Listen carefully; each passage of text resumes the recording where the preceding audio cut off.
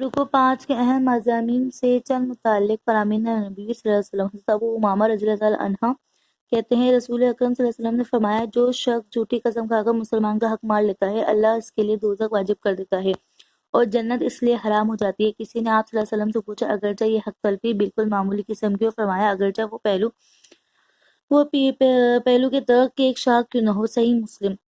Number 2، حضرت ابو ہریرہ رضی اللہ عنہ بیان فرماتے ہیں رسول اللہ صلی اللہ علیہ وسلم نے فرمایا جس شخص نے چھری کے ساتھ اپنے آپ کو قتل کیا تو جہنم میں چھری اس کے ہاتھ میں ہوگی وہ اس کے ساتھ اپنے پیٹ کو پھاڑ دے گا اور ہمیشہ ہمیشہ کے لیے جہنم کی آگ میں رہے گا، اور جس نے اپنے آپ کو زہر سے قتل کیا جہنم میں اس کا زہر اس کے ہاتھ میں ہوگا جسے وہ تھوڑا تھوڑا کر کے پیے گا اور ہمیشہ ہمیشہ کے لیے جہنم کی آگ میں رہے گا۔ جس نے پہاڑ سے گر کر اپنے آپ کو قتل کیا وہ جہنم کی آگ میں گرتا رہے گا اور ہمیشہ ہمیشہ رہے گا۔ صحیح مسلم۔ نمبر 3، حکیم بن حزام رضی اللہ عنہ کہتے ہیں رسول اکرم صلی اللہ علیہ وسلم نے فرمایا بیچنے والا اور خریدنے والا صرف اسی حال میں جدا ہوا کہ وہ ایک دوسرے سے راضی ہوا۔ جامع ترجمہ۔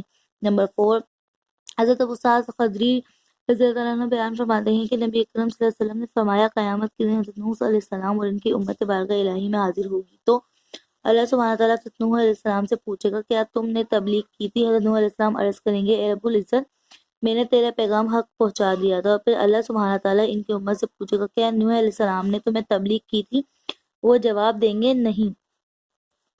نہیں ہمارے پاس تیرا کوئی نبی نہیں آیا۔ اس پر اللہ سبحانہ تعالیٰ حضرت نوح علیہ السلام سے فرمائے گا اس کے لیے آپ کی طرف سے کوئی گواہی بھی دے سکتا ہے؟ وہ عرض کریں گے سیدنا محمد مصطفیٰ صلی اللہ علیہ وسلم اور ان کی امت کے لوگ میرے گواہ ہیں، چنانچہ ہم اس بات کی شہادت دیں گے حضرت نوح علیہ السلام نے اللہ کا پیغام اپنی قوم تک پہنچایا۔